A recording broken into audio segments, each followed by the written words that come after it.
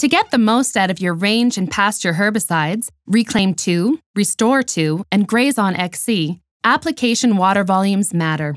Since the majority of weeds and brush are hard to control perennial species, you need to plan water volumes accordingly. High water volumes allow for penetration through the vegetation canopy, ensuring complete coverage of plants. For aerial application, the minimum recommended water volume is 5 gallons per acre.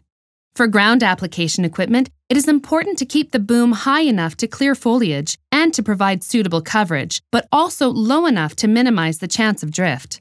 The minimum recommended water volume for ground application is 20 gallons per acre.